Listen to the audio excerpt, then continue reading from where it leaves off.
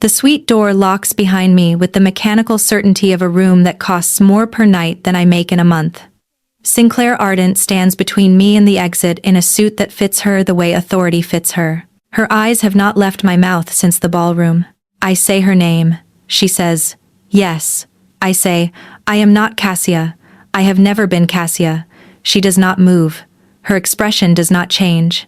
16 stories below, a string quartet is still playing Debussy for a party that no longer includes my cousin, and Sinclair Ardent, very quietly, says, "I know.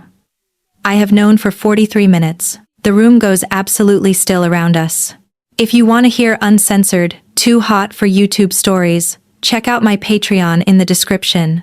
Tell us where you are watching from, and subscribe." I stood in that powder room for a long moment with my cousin's lipstick warming in my palm, and the window still open behind me, and the distant hum of a 200-guest gala rolling through the wall like weather. My reflection in the gilt mirror was wearing Cass's dress because Cass had zipped me into it 30 minutes ago in a fit of what I had thought was affection, and now understood, with the specific clarity that arrives about 90 seconds too late, was strategy. We had grown up being mistaken for each other.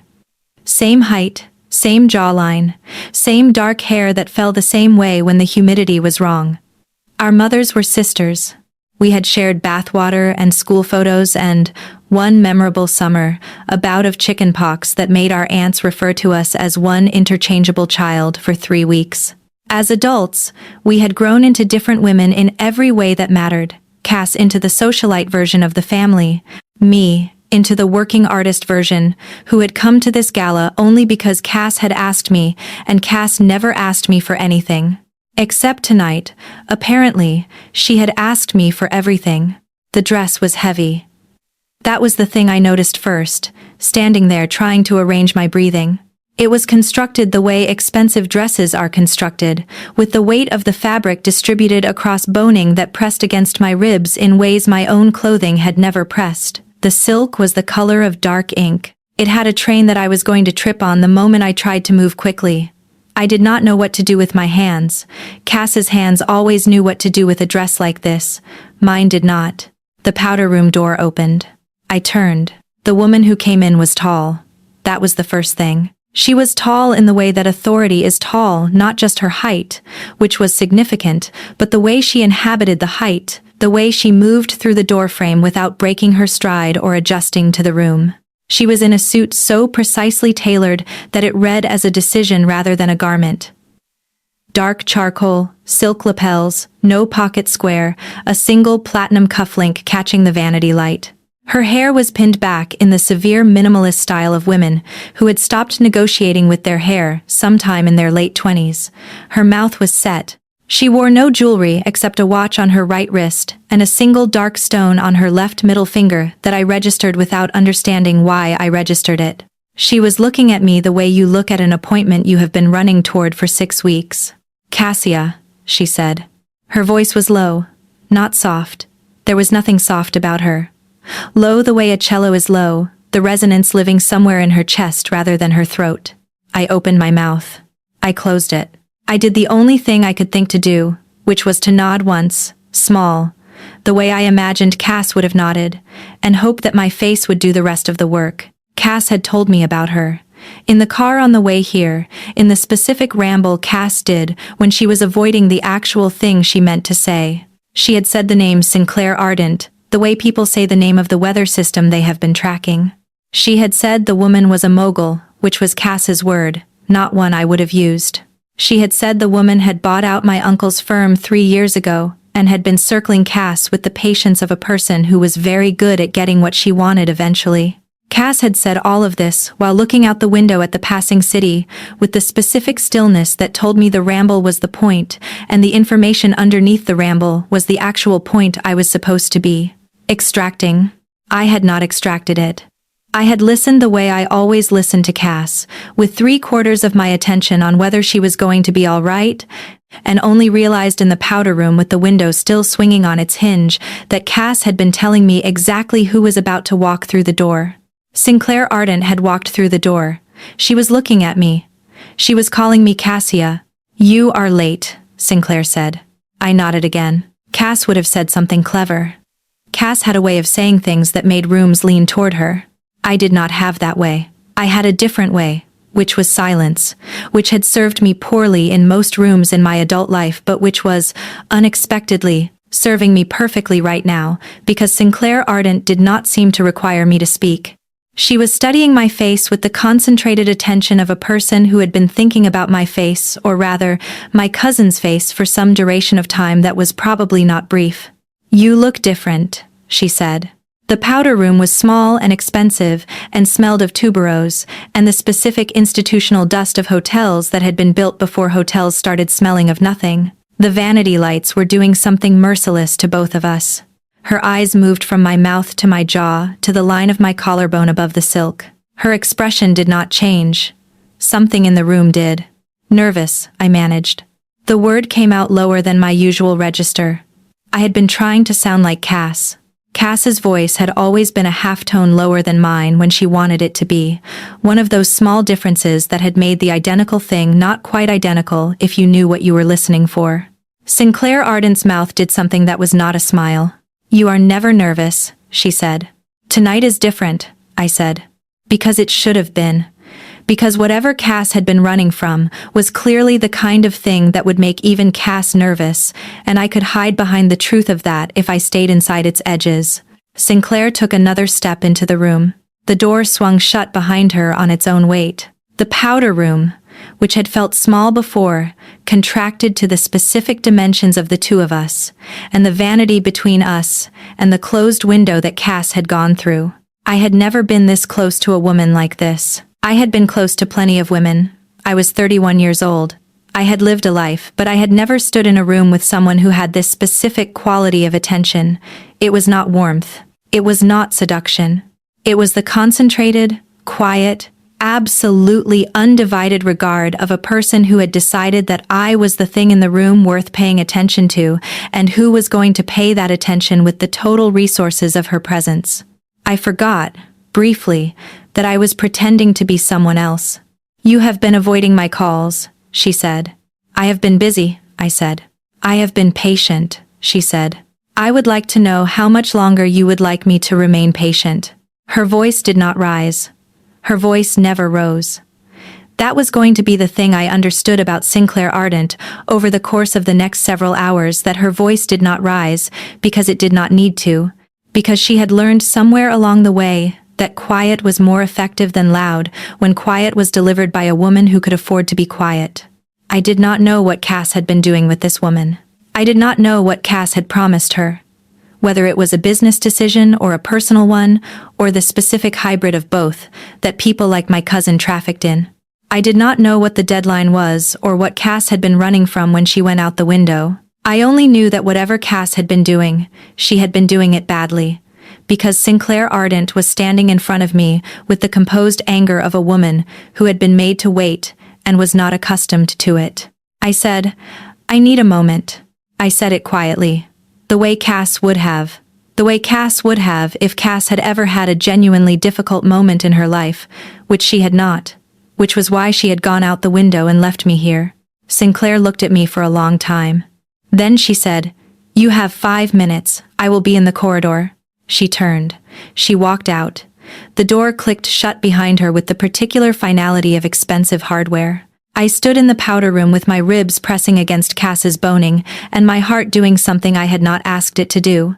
I understood 2 things very clearly. The first was that I was going to have to leave this powder room and walk into that corridor and continue this deception for however long it took to find Cass, or her mother, or someone who could clean this up before it became a legal problem for both of us. The second was that whatever Cass had been doing with Sinclair Ardent, Cass had been doing it wrong, because a woman like Sinclair Ardent did not look at people the way she had just looked at me unless a person had let something significant remain unfinished between them. I opened my phone. I texted Cass 3 messages. She read none of them. Her phone was, I suspected, currently at the bottom of a coat pocket in the back of an unmarked car driving away from this hotel at whatever speed Cass had calculated would put maximum distance between herself and the woman in the corridor. I closed my eyes for 1 second. I opened them. I picked up her lipstick from the vanity. It was the deep red she wore when she wanted to feel armored. I applied it the way I had watched her apply it 100 times growing up, with the small pursing motion she did at the end that pressed the color into the corners of her mouth. My mouth in the mirror was suddenly a mouth I did not recognize. It looked like Cass's mouth. It looked, more specifically, like the mouth of a woman who had been keeping Sinclair Ardent waiting for 6 weeks and had run out of reasons to keep waiting. I fixed the strap of the dress. I smoothed the silk over my hip. I picked up the small clutch Cass had abandoned on the vanity and checked it for anything that might identify me as not Cass. There was nothing. There was a compact, a second tube of the lipstick, a folded card with a hotel key clipped to it, and a small blister pack of the pills Cass took for her migraines. I registered the hotel key card, room 1607. I did not know whose room it was. I did not know whether Cass had booked it or Sinclair had booked it or someone else entirely. I put it back in the clutch and closed the clasp. I walked to the door. I opened it. Sinclair Ardent was standing across the corridor with her back against the wall and one ankle crossed over the other, looking at her phone. She did not look up immediately when the door opened. She finished whatever message she was reading, put the phone in her breast pocket, and then raised her eyes to me. Her expression when she saw me was the thing that undid me a little. I had been prepared for the composed anger. I was not prepared for the flicker underneath it, the small, absolutely private thing that moved across her face for half a second and then was gone. Something like relief.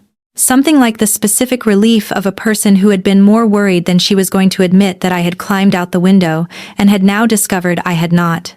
She had not climbed out the window. I had. Cass had. The wrong one of us had climbed out the window and the woman across the corridor had no idea. I felt the guilt of it settle into the space just under my collarbone. "Ready?" she asked. "Ready," I said. She pushed off the wall. She did not offer me her arm the way men used to do in the movies my mother had raised me on. She simply started walking, expecting me to keep pace, which I did with the specific effort of a woman in a dress she had not been fitted for walking beside a woman she had not been introduced to under a name that was not her own. The corridor opened into the ballroom. 200 guests, chandeliers, a string quartet playing something Debussy at the far end. Waiters in white jackets moving through the crowd with trays of champagne. The specific quality of light and sound and expectation that exists in rooms where money has decided to spend an evening being observed by itself. Heads turned, not all at once, in the wave pattern that heads do when a woman like Sinclair Ardent has walked into a room with someone. I felt the wave move across the ballroom the way you feel weather changing. Sinclair did not react to any of it. She walked through the crowd with the specific indifference of a person who had spent so much of her life being looked at, that being looked at had ceased to be information. I walked beside her and tried to do the same thing and did not quite manage it. Cass would have managed it. Cass had been trained for this exact kind of walking since childhood. We stopped at a small table near the west windows where 2 people were already standing. A man in his 60s with silver hair, and a woman in her 50s who I recognized, distantly, from photographs Cass had shown me once, a board member of some kind. Someone whose name Cass had said and I had immediately forgotten because Cass said so many names. "There you are," said the man. He had a warm voice. He looked at me with the affectionate curiosity of someone who had known me, Cass, for a long time. Which meant Cass had also known him. And I did not. And I was about to have to fake my way through a conversation with a person who had opinions about me that were actually about my cousin. "You cut it close," said the woman. I said, "Traffic." I said it apologetically, which was a Cass move, and I watched the woman's face soften slightly, which meant Cass had done this maneuver on her before. Sinclair, at my elbow, said nothing. She had gone into a specific mode I could feel without seeing, a listening mode, a data-gathering mode, the quiet attention of a person who was letting the conversation reveal information rather than driving it. The man launched into a story about a mutual friend. I made the sounds I imagined Cass would make. I laughed once at what seemed like a punchline. The woman said something about my dress that required me to smile and touch the silk at my hip. I did both things. I felt Sinclair's attention on me the entire time, the way you feel a hand at the small of your back without the hand. She was watching me. Not with suspicion, with the interested attention of a person who was noticing that I was slightly off tonight, slightly different, and cataloging the difference without deciding yet what to do with the information. A waiter arrived with champagne. I took a glass. My hand shook, very slightly, when I lifted it. Sinclair noticed. Her eyes moved from my hand to my face and stayed there for one beat too long. "Are you well?" she asked. The question was quiet, positioned at the edge of the conversation the other two were having, so that it belonged only to me. "Yes," I said. "You are shaking," she said. "Cold," I said. She lifted her hand. She did not touch me. She lifted her hand and, with the smallest and most economical motion I had ever watched a person make, redirected the flow of a passing waiter, and secured a shawl from somewhere I did not see the origin of, and returned to my side with the fabric already unfolded. She placed it across my shoulders herself. Her hands did not linger. They did the job, and then they were gone, but the job had put the fabric across my collarbone and adjusted the fall of it against my back and, in the process, brought the specific scent of her within range of my breathing for the first time. Cedar. Something dry and warm underneath it, a bass note I did not have a name for, nothing floral, nothing that a perfume counter would have described. The scent of a woman who had commissioned something for herself and then wore it for years without varying it. I forgot again that I was not Cass. I said, "Thank you." She said, "Better? Better." She held my gaze for one beat longer than she needed to. The board member was still talking. The man in silver was on to a second anecdote. Sinclair was standing beside me with the shawl on my shoulders and looking at me with the specific attention of a woman who had watched my hand shake and had responded to the shaking with the immediate practical action of getting me warmer. She did not do romantic gestures. I was already sure of this. She did not do the small performances of care that men in the movies my mother had raised me on used to do to signal interest. What she did was see a problem and solve it, and the solving was the language, and the language was more intimate than any gesture, because the language was uninterrupted by the performance of the gesture. Cass had been sleeping with this woman, or had been about to, or had been holding her off from doing so with the specific negotiation Cass ran on people who wanted things from her. I did not know which of the three it was. I only knew, standing in that ballroom with cedar in my breathing and silk against my ribs, and Sinclair Arden's eyes on my mouth, that Cass had been playing an extremely dangerous game with a woman who did not lose them. The woman in her 50s was speaking to me. I registered the words a beat late. She was asking about the new wing at the museum. She was asking with the specific familiarity of someone who had discussed it with me with Cass at length before. I gave the vaguest possible answer, the kind of sentence that sounded like an opinion without containing one, and watched her face for a signal that I had said the wrong thing. She smiled. I had said, apparently, the right thing. Sinclair heard the answer. Her eyes moved to me. I felt them move. Beside her, the man in silver said something to Sinclair in a lower register, the kind of aside that men in his tax bracket delivered when they wanted to imply intimacy with the person they were speaking to. I did not catch the words. I caught Sinclair's response, which was a single, dry syllable that landed on the man's ego with the precision of a woman who had known him for 20 years and did not, on balance, respect him. He laughed. He did not know he had been dismissed. Sinclair returned her attention to me before he had finished laughing. I have to remember to breathe, I thought. Not because of the corset, which I had adjusted to, because of the specific weight of her attention, which I had not. There was a small commotion at the far end of the ballroom. Nothing serious. A waiter had dropped something. A ripple of low sound moved through the crowd and then subsided. Sinclair did not turn her head. She had, I understood, catalogued the direction and the volume of the sound, and determined it was not her problem, all without breaking eye contact with the space between my eyebrows. "Cassia," said the woman in her 50s. "What did your mother think of the new director?" I did not know. Cass had a mother. Cass's mother had opinions about directors. I did not know any of the opinions. I said, "She is coming around." I said it the way I imagined Cass would say it about her mother, with the specific, fond exasperation of a woman who had grown up managing a difficult parent. The woman in her 50s laughed. Apparently, I had said the right thing again. Apparently, Cass's mother was difficult in ways this woman had also observed. I felt Sinclair's attention on me sharpen by 1 degree. The board member turned to Sinclair. She said, "The initial paperwork, you have reviewed it?" Sinclair said, "I have." "There is still the matter of the signatures," the board member said. "There is," Sinclair said. Her eyes did not leave my face. "Cassia and I are going to discuss it upstairs." I felt my throat close.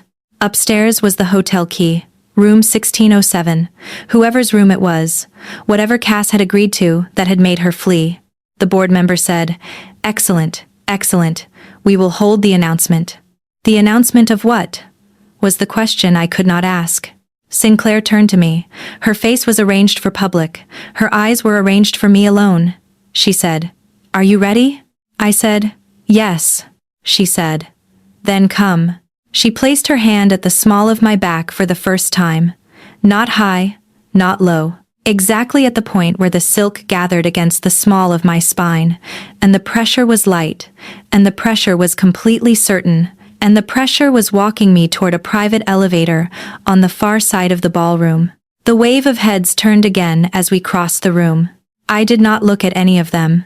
I could feel the eyes of every person who had ever done business with Sinclair Ardent following us across that ballroom, and I could feel the specific weight of what they were reading into her hand at my back, and I could feel the exact composition of the story that was being written in real time about my cousin and this woman and this evening, and I understood that Cass had not just gone out a window. Cass had gone out a window in the middle of a public announcement about something that had been arranged between two families and two firms, and one very patient woman, and my cousin had known exactly what she was doing when she asked me to zip her into that dress. The elevator was mirrored. The doors closed behind us. Sinclair pressed the button for the 16th floor without looking at the panel. She had been in this elevator many times. She did not look at me during the ride. She stood with her hands loose at her sides, and her eyes on the doors, and the specific silence of a person who had waited long enough to no longer need words to communicate that she had waited. I looked at her reflection in the mirror.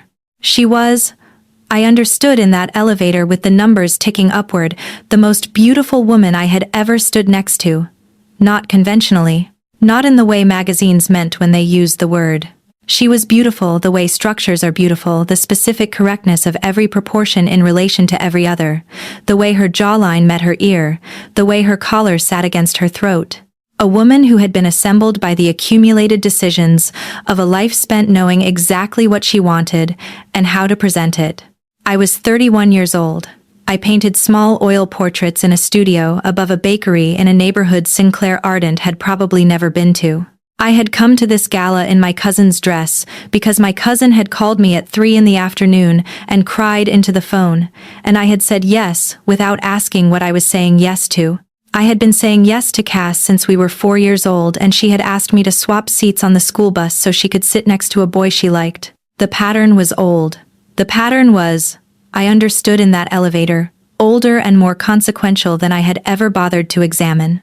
The mirrored walls put me at every angle, the dress from the front, the dress from the side, the back of my own neck where the small hairs had come loose from the pins Cass had put in.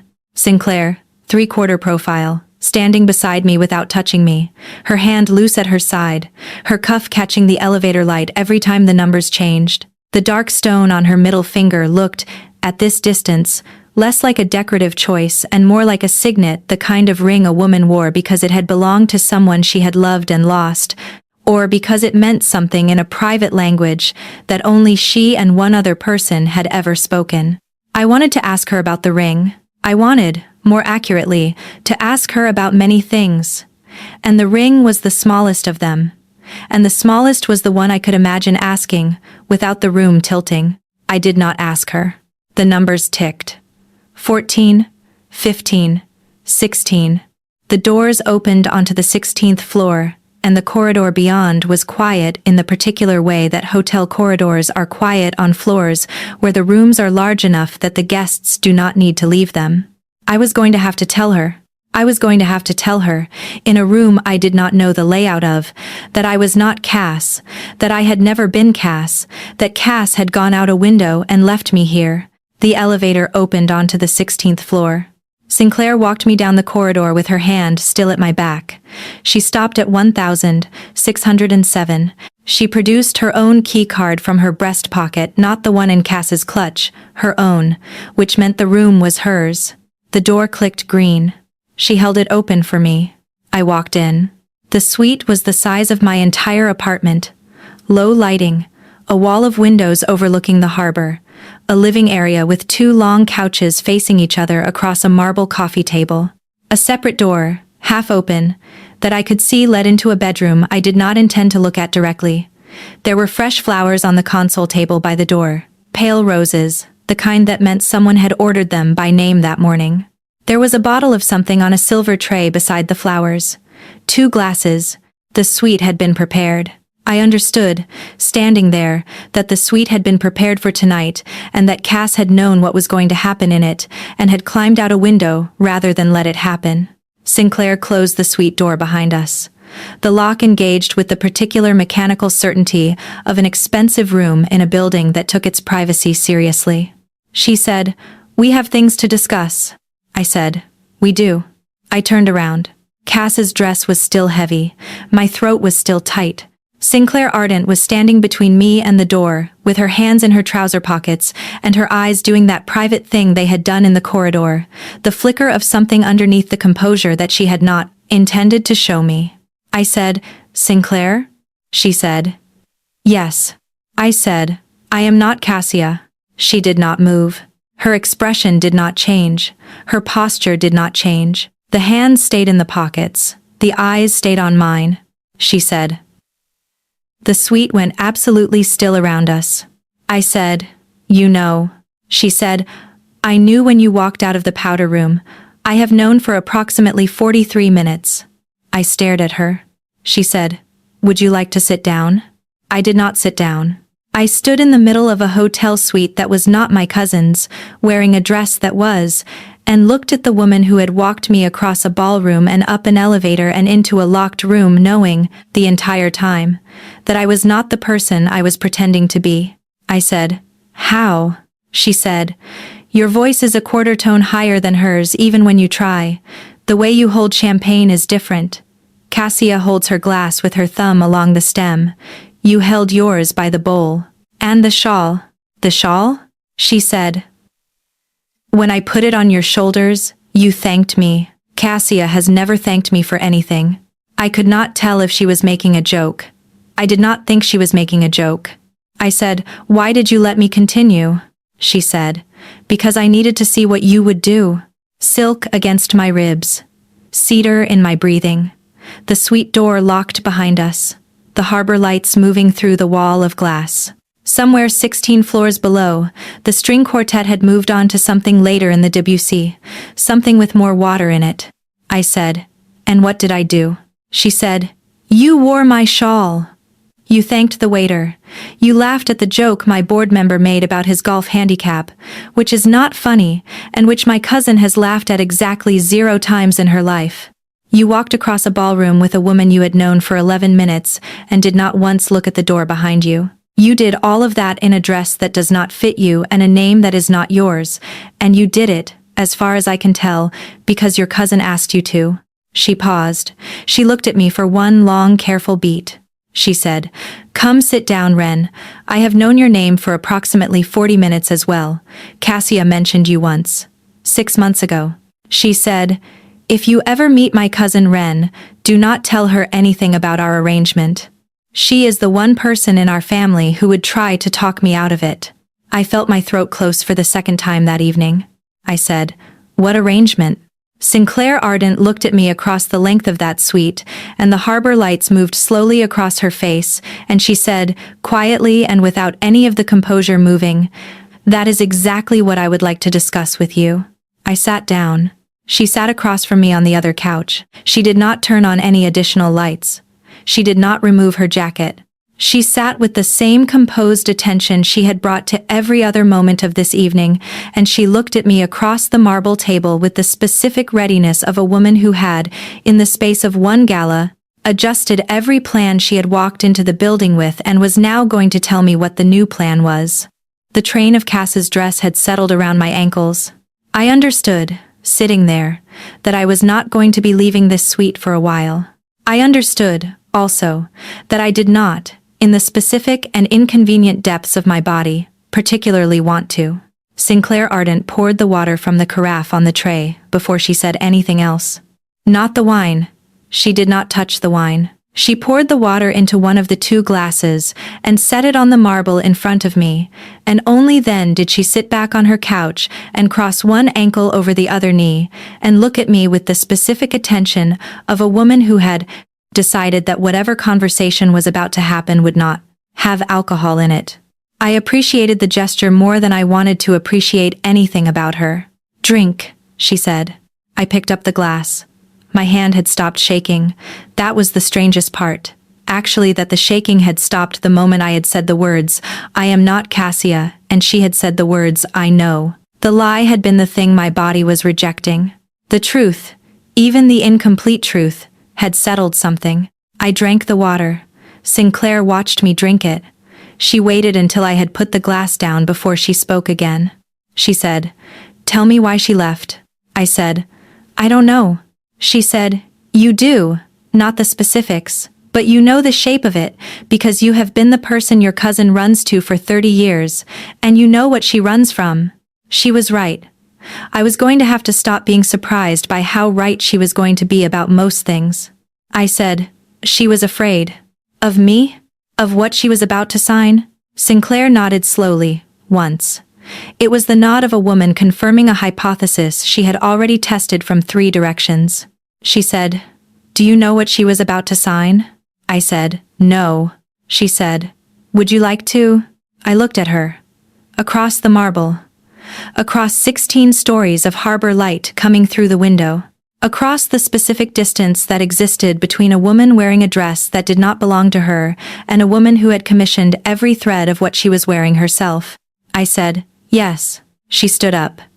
She walked to a leather portfolio on the console table beside the roses and unzipped it and withdrew a slim document, maybe 6 pages, bound with a small brass clip.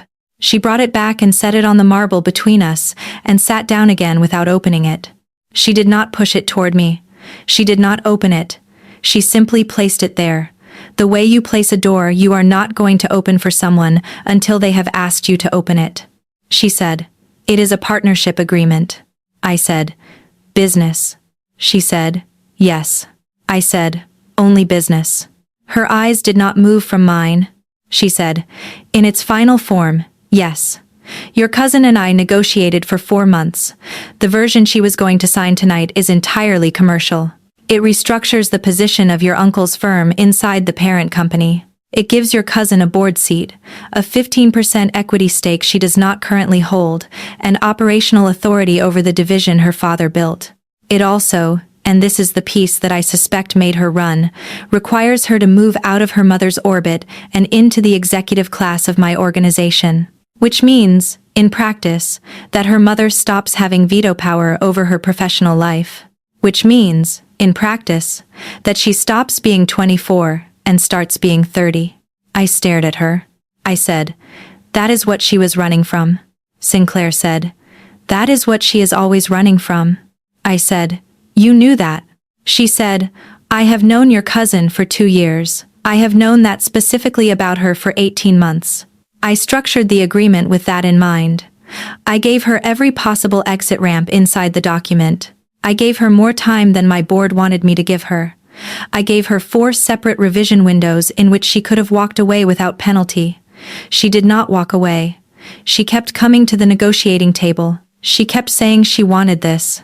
"Because she does," I said.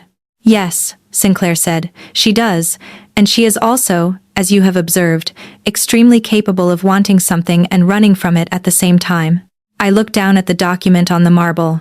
It was closed. It was, from the outside, a completely unremarkable stack of paper. It had been the thing my cousin was going to jump out of a window to avoid signing. I said, "She let me think it was you." Sinclair's eyebrows moved very slightly. Not up. In toward each other by 0.5 millimeter. She said, "Explain." I said, "She said your name in the car the way people say the name of a person they are afraid of. She said you were circling her. She let me arrive at the conclusion that the arrangement was something else. Something I was going to have to help her escape from." "She let you think," Sinclair said carefully, that I was after her. I said, yes. Sinclair looked at the harbor for a long moment. Not away from me, the harbor was visible behind me, over my shoulder, so that looking at it was not an evasion so much as a recalibration. When her eyes came back to my face, something in them had shifted. She said, I have never been after your cousin. I said, I understand that now. She said, I have been after her signature on a business document, which she wants, which she asked me to structure, which she has been unable to sign for reasons that have nothing to do with the document and everything to do with her mother's reaction to her signing it. I said, I know. She said, she let you think I was the villain in her story because she needed a villain in her story, and you were the one person she could count on to show up if she cast one. The specific ugliness of it settled around me. I said, I have been showing up for her for 30 years. She said, I know, she told me. That was the sentence 6 months ago.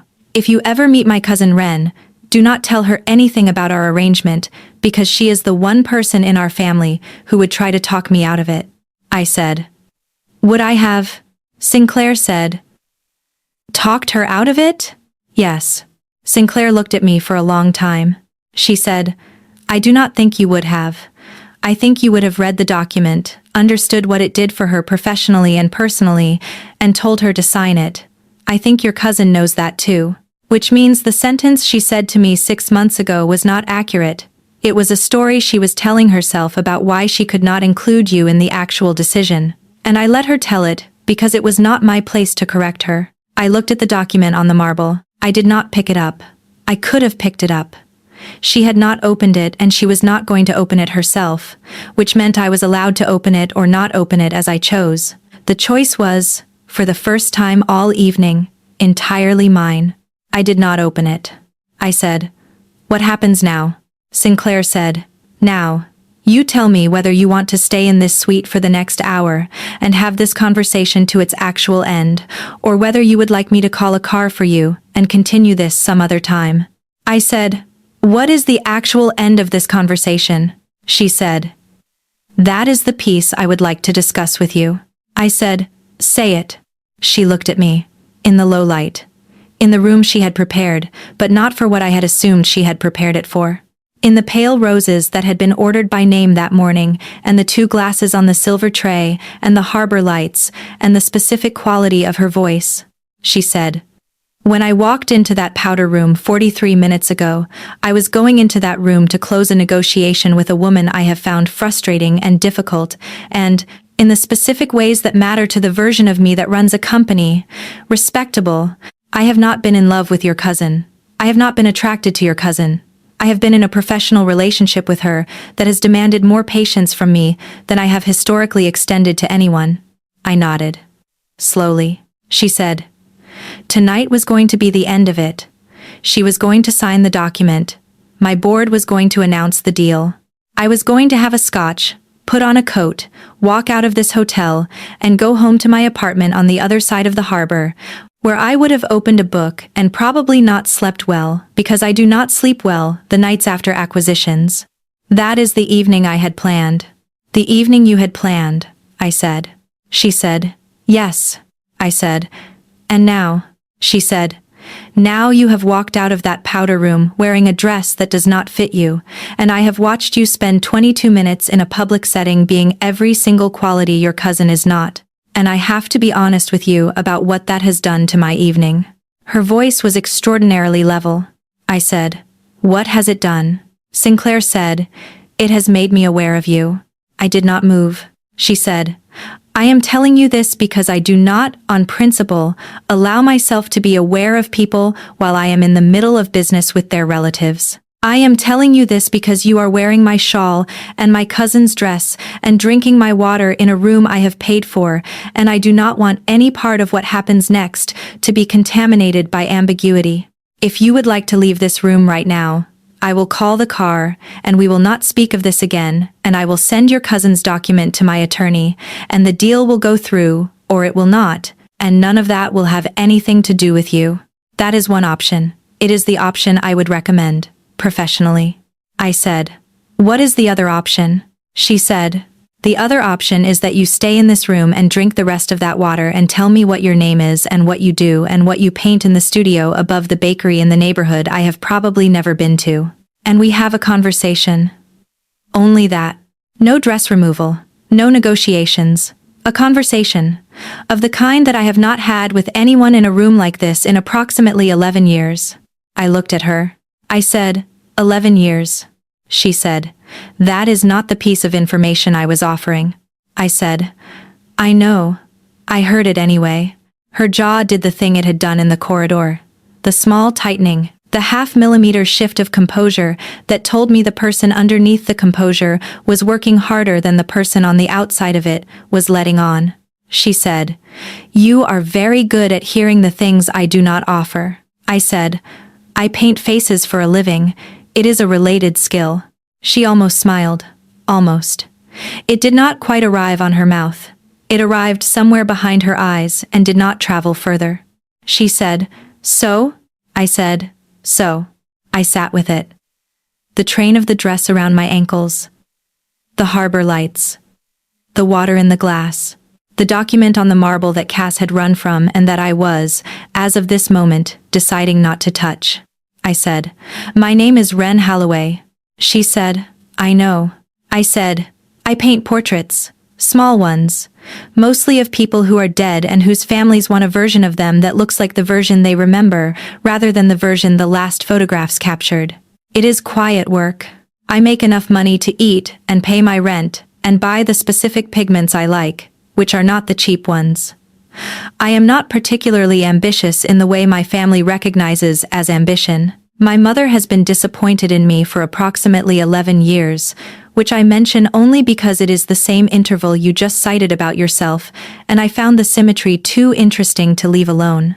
Sinclair looked at me. She said, you are not what I was expecting. I said, you expected my cousin. She said, I expected the person my cousin has been describing to me in various forms of shorthand for 2 years. She has mentioned you more than she thinks she has.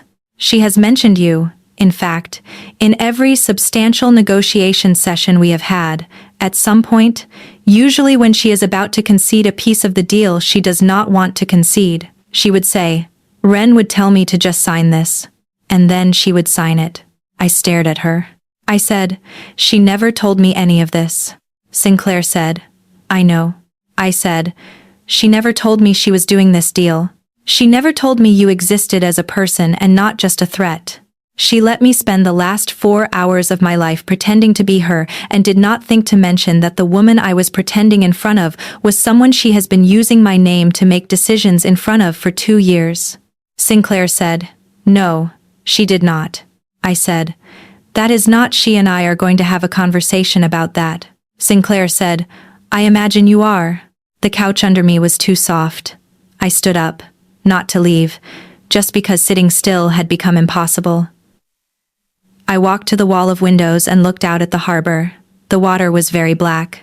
The lights moved on it in the way lights move on water, never in exactly the pattern you expect them to. Sinclair did not stand up with me. She stayed on her couch.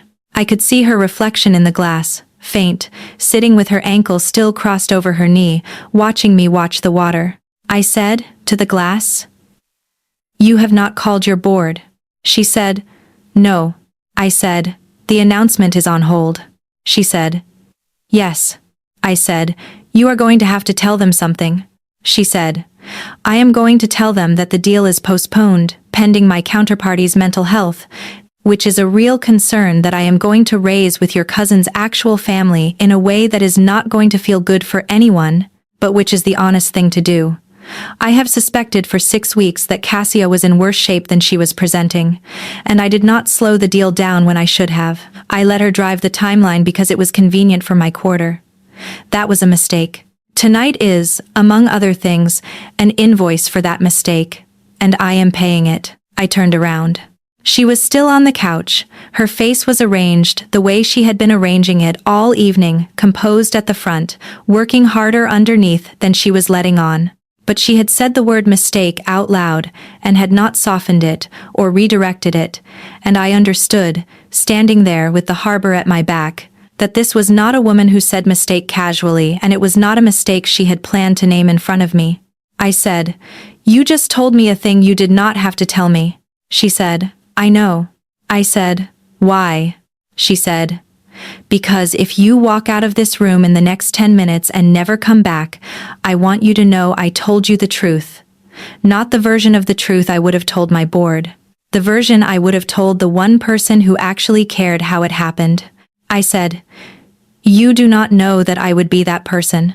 She said, "No, I do not. But I have watched you for 1 hour, and I have made a working hypothesis." I looked at her for a long time. I said, "I am not going to walk out of this room in the next 10 minutes. She said, "All right." I said, "I am not going to do anything else in this room in the next 10 minutes either." She said, "All right."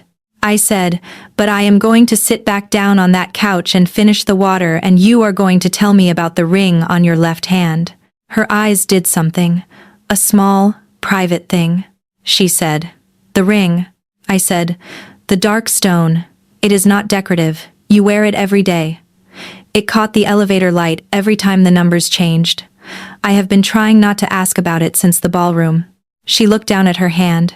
She lifted it slightly and turned it, and the stone caught the lamplight the way it had caught the elevator light, and I understood suddenly, before she said it, that the ring was a signet in the exact sense I had guessed at.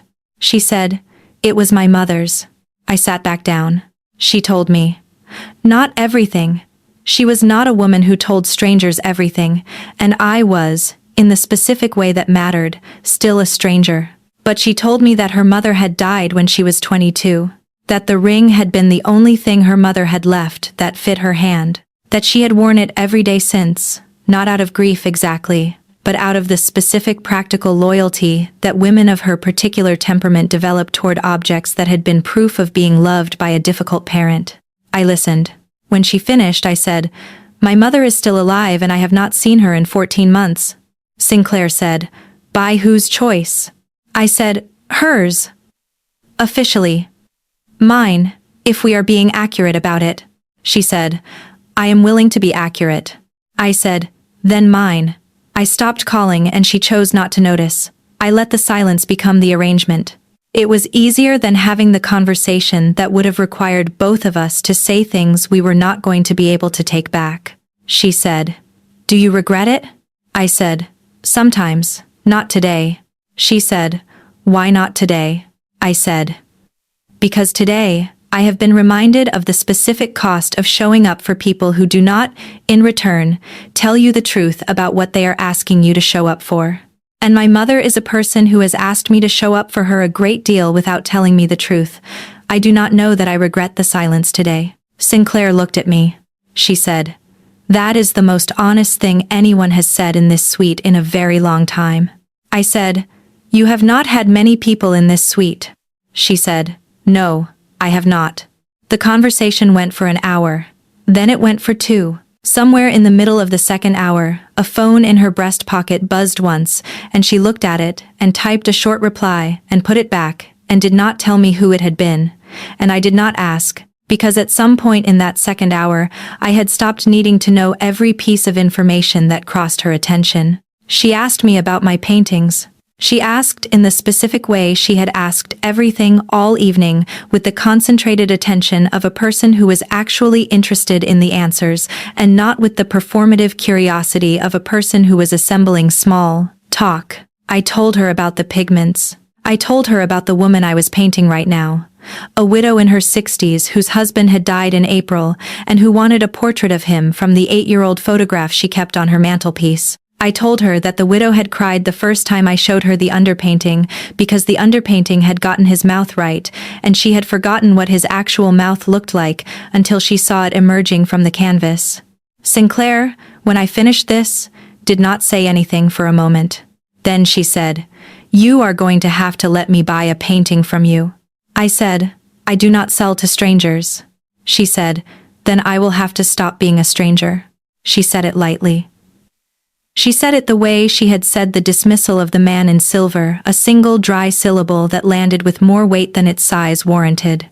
Her jaw did not flex. But something at the edge of her mouth did the millimeter thing again, and I catalogued it, and I added it to a small internal file that was starting to have real dimensions.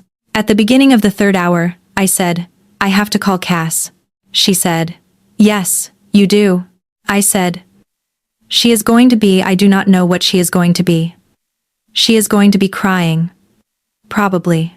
She is going to want me to tell her what happened here so she can decide what version of tonight to believe about herself." Sinclair said, "What are you going to tell her?" I said, "The truth. That you knew from the powder room. That the deal is on hold. That she needs to call you tomorrow and have the actual conversation about her mother. That she does not get to use me as her exit strategy anymore." Sinclair looked at me. She said, "That last part is new." I said, "It is not new. It is 30 years old. I have just decided to say it out loud for the first time." She said, "Where would you like to be when you say it to her?" I said, "Not in this suite." She said, "All right, I will call the car. There is a small terrace off the 11th floor lounge that will be empty at this hour. It is quiet. There is a view of the harbor from a different angle. You can make the call there." I said, "Thank you." She stood. She crossed to the console and made a very brief phone call in a tone I had not heard her use yet, the tone she used with staff, which was the same tone she used with everyone else, only slightly warmer at the edges, because the staff were people whose competence she relied on and appreciated. She hung up. She came back. She said, "The car will be at the north entrance in 20 minutes. The terrace is available now. I would like to give you your privacy for the call, so I will remain here. When you are ready, come back and we will decide together what happens next. If you would prefer not to come back, I will understand, and I will not contact you, and we will let tonight have been what it was." I stood up. The train of Cass's dress was still around my ankles. I looked down at it. The silk was slightly wrinkled where I had been sitting. It had, in the specific way of expensive fabric, made no effort to accommodate me. I said, "I would like to change out of this before I leave the hotel." Sinclair said, "I have a coat in the closet that will cover most of it. There is a room service uniform closet on the 11th floor that I have keys to. I can send someone up with a set of clothes in your size in 30 minutes, whichever you prefer." I said, "The coat."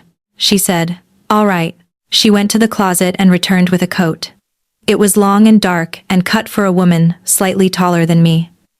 She held it open. I turned.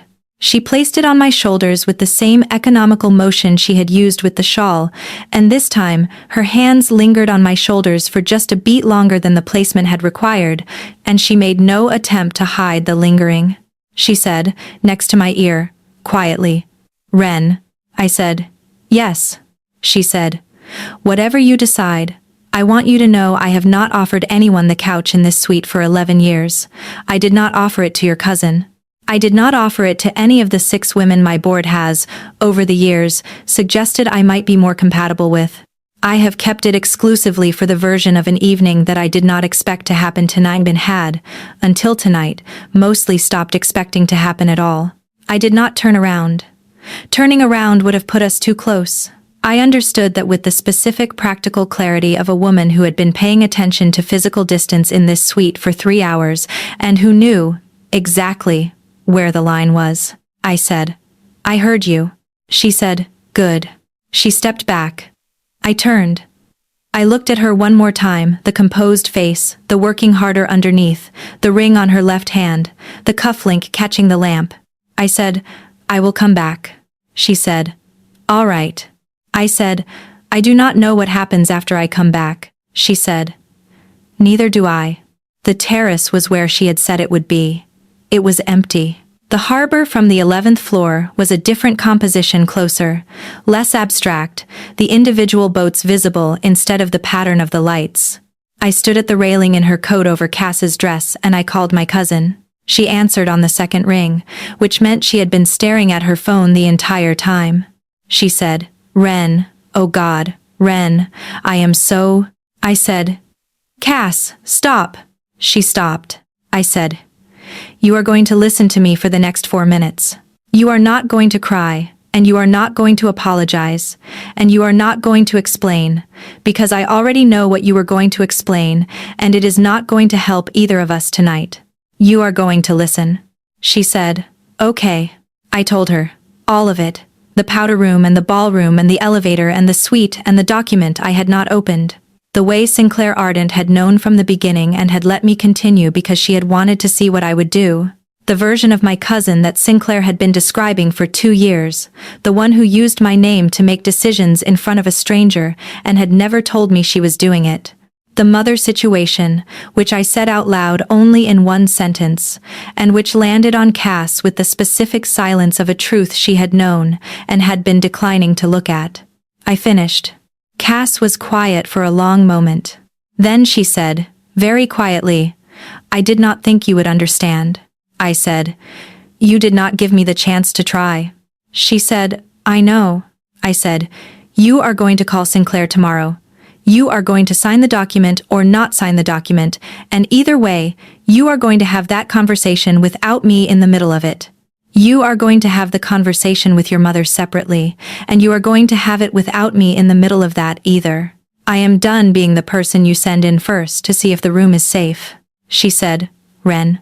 I said, I still love you. That is not what is changing. What is changing is the shape of it. She said, okay.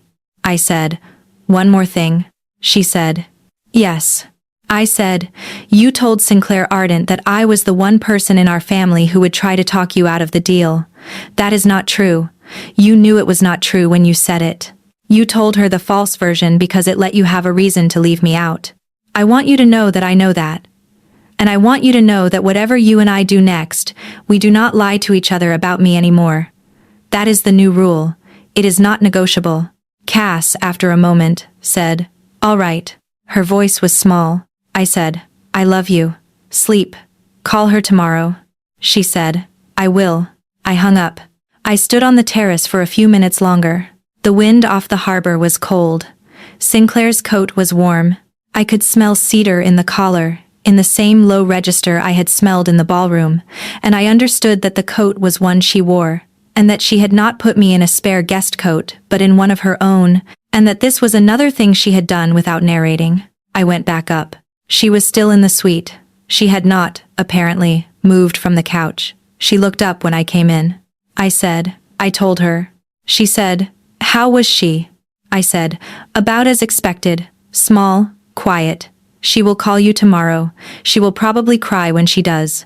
Do not, if you can help it, let the crying be the currency of the conversation. Sinclair said, understood. I sat down on the couch. Not the one across from her. The one next to her, not touching. Close enough that the distance was, for the first time all evening, a choice I had made rather than one that had been made for me. She looked at me sideways. She said, well. I said, well. She said, what happens now? I said, I would like to have dinner with you sometime this week. She said, all right. I said, I would like to have dinner in a place where I am wearing my own clothes and not answering to my cousin's name and not sitting in a room you have paid for. I would like the dinner to be in a place where you and I are both, in every possible sense, ourselves. She said, all right. I said, I do not know what happens after the dinner. She said, neither do I. I said, I would like to find out slowly. She said, slowly is a rate I can accommodate. The corner of her mouth did the thing. Traveled the whole way from behind her eyes to her mouth and became a small, private, unguarded smile that lasted for approximately 1 second and then composed itself away again.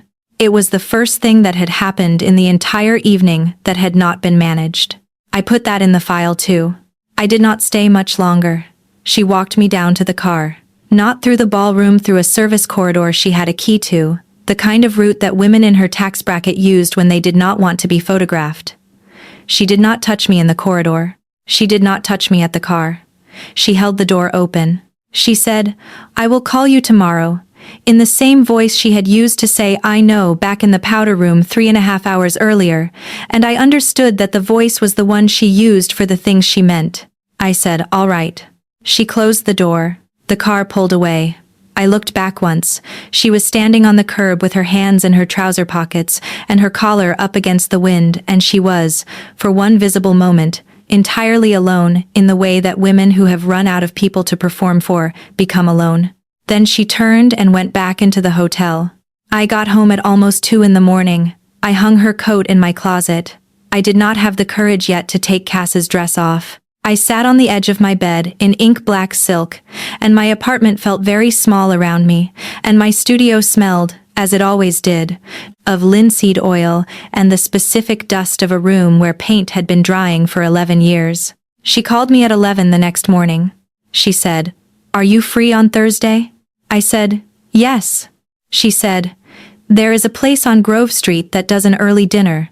I have a reservation for 6. If that is too early, I can move it." I said, "6 is fine." She said, "I will send a car." I said, "No car.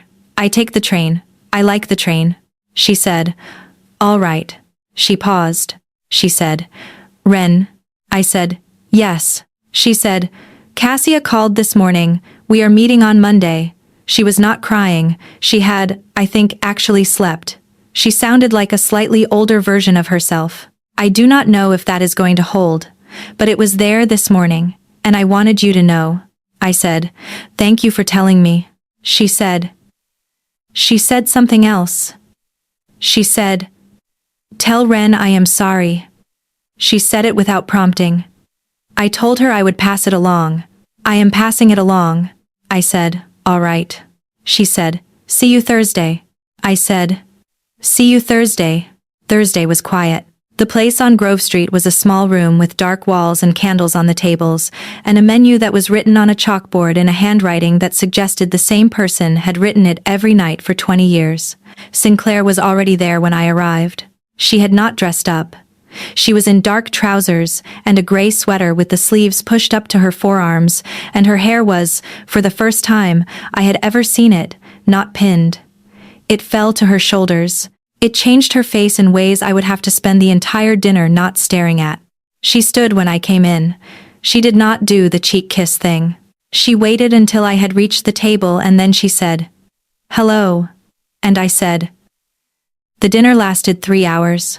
We talked about paintings and about a book she had been reading, and about the specific quality of light that late October has in this city, and about her mother, in one small and unhurried piece, and about mine, in another.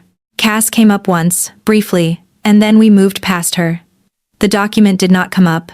The suite did not come up. The powder room did not come up. At the end of the dinner, she paid the bill, and I let her pay it because she had been the one to make the reservation, and I had, in my apartment that afternoon, decided that I would not spend the evening turning small courtesies into referendums. We walked out.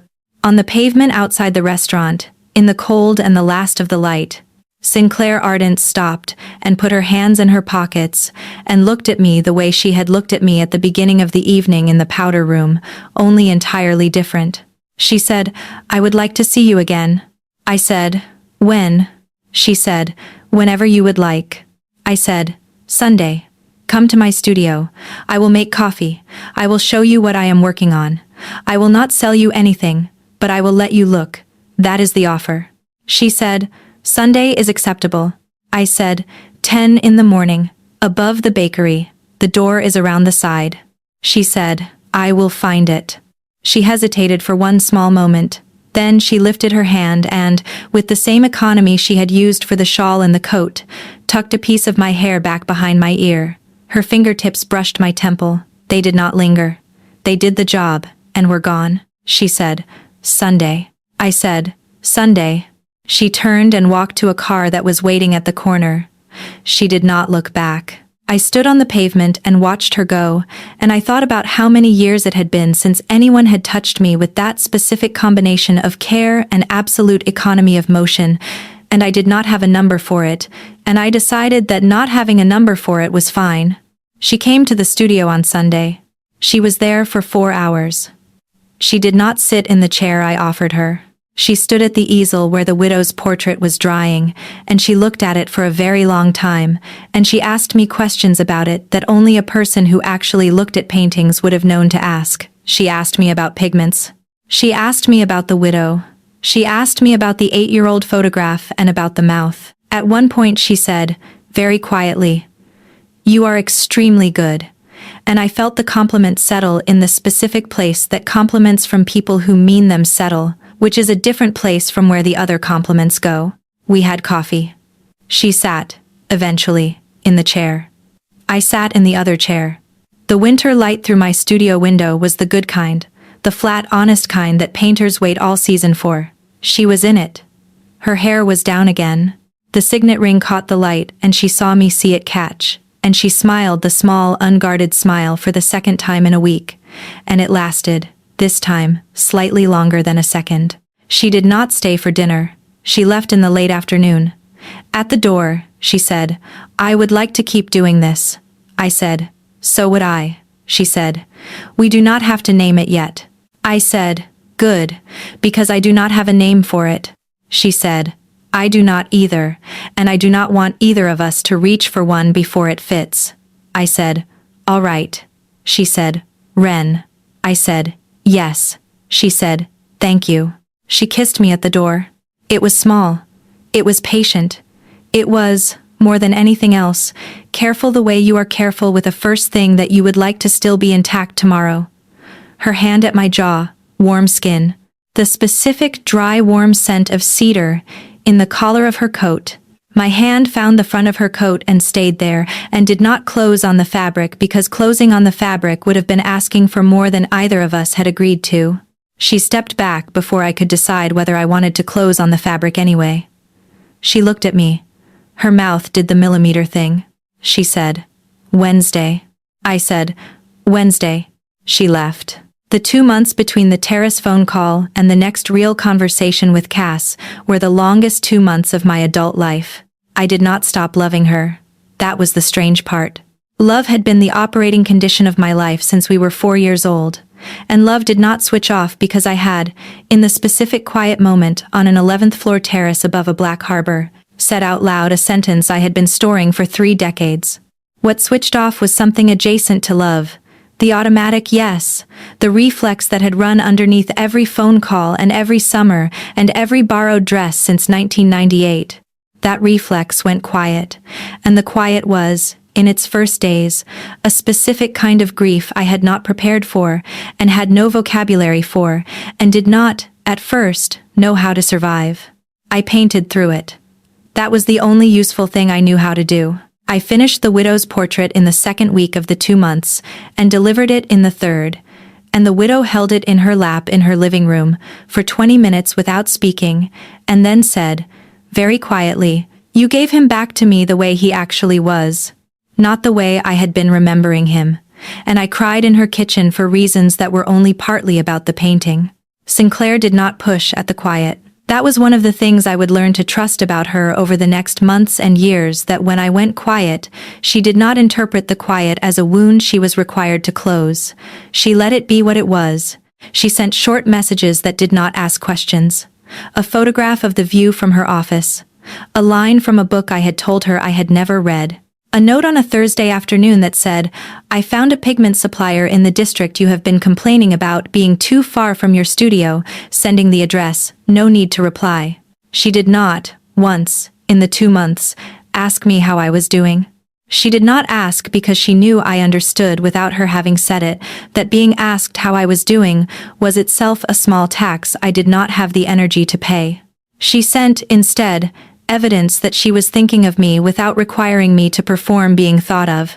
I would learn, over the course of the next years, that this was how she loved. Not with the declarations, with the quiet, cumulative catalog of the specific things a person needed and would not think to ask for. Cass called at the end of the 2nd month. She said, "I am on the fire escape. I am wearing pajamas. I am not asking you to come. I am asking you to stay on the phone." I said, "All right." She said, "I signed the document in December. I have not told you because I did not know how to tell you.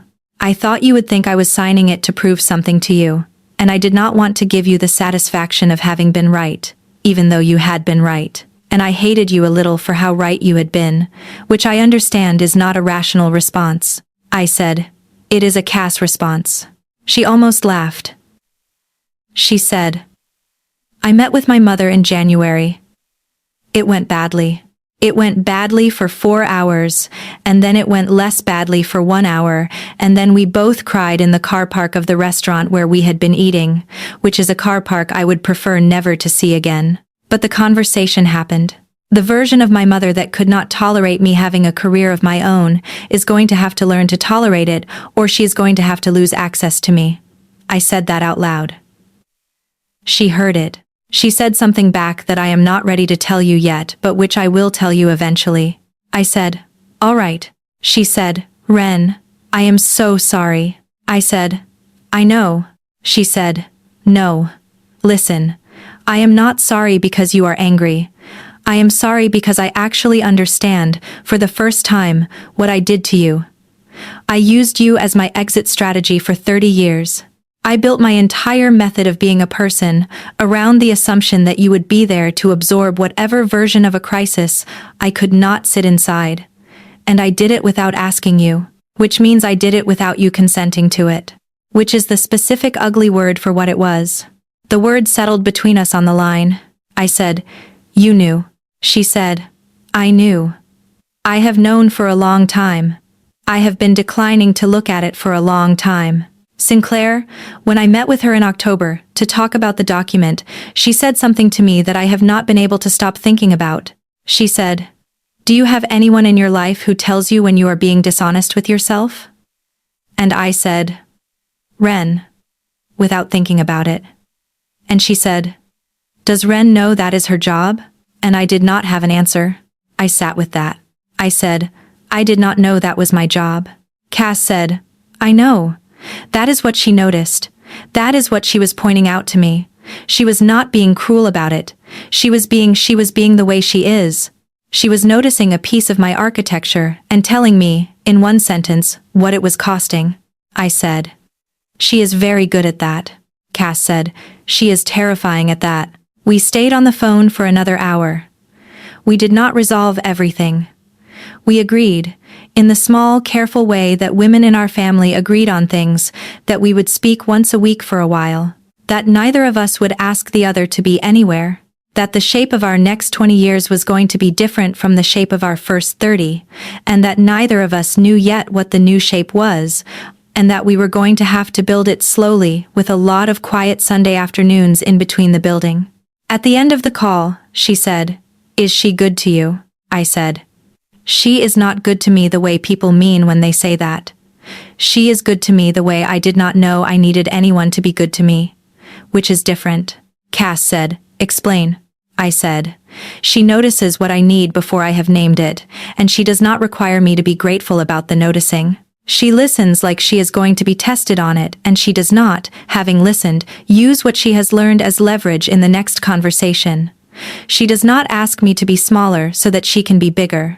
She does not ask me to be bigger so that she can be smaller.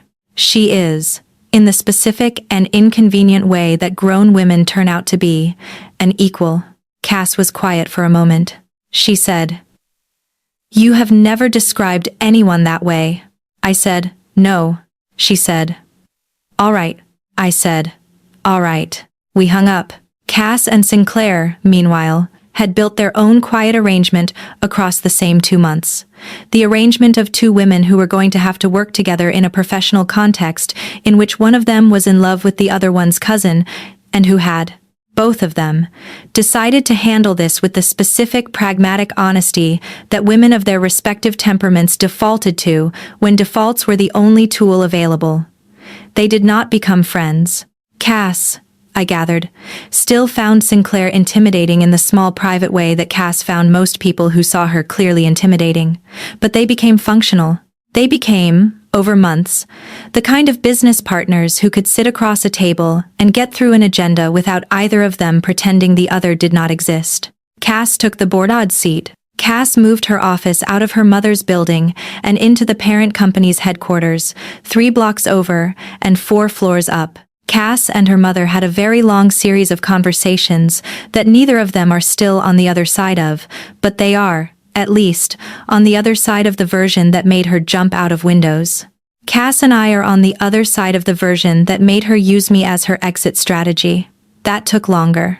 There were the 2 months, followed by a very slow rebuilding of a different arrangement, one in which we tell each other the actual thing before we ask each other for help, and one in which I do not automatically say yes. Sinclair and I did not have a name for it for 4 months. Then, in April, she said the word out loud one Sunday afternoon in my studio, while the widow's finished portrait was drying on the wall behind her, and I said it back, and we let it be the name. We did not have a party. We did not tell her board. We told the people we needed to tell, in the specific quiet way that women of her temperament and mine tell things, and the rest of the world figured it out, or did not figure it out at its own pace. The ring on her left hand is still the ring her mother gave her. She has not asked me to wear anything to match it. I have not offered. What I have offered is a small oil portrait of her that I painted from memory over the course of 6 weeks last summer, and which she keeps in her office, and which her assistant has told me is the only object in the room that Sinclair Ardent looks at when she is thinking about something difficult. Cass sent me a message a few months ago. She said, "I know why you love her." I said, "Why?" She said, "She listens like she is going to be tested on it." I remember thinking, the first time I sat across from her, that no one had ever paid attention to me like that. And then I remembered that the person she was actually paying attention to was not me, which is how I knew, eventually, that I could not sign her document. I said, "When did you know?" Cass said, "6 months before I did." I said, "Why did you make me pretend to be you?" Cass said, "Because I could not bear to have her look at me one more time like that when the person she was actually looking through me toward was you." I sat with the message for a long time. Then I wrote back, "I love you." She wrote back, "I know. That is why it took me 30 years to say any of this out loud." I have never mentioned that exchange to Sinclair. It is one of the small, quiet things that women in my particular family keep, not a secret exactly, but a piece of information that belongs to a specific room and does not need to be moved from it. Sinclair, if she has guessed at the shape of it, has not asked me to confirm. That is one of the things I love about her. There are others.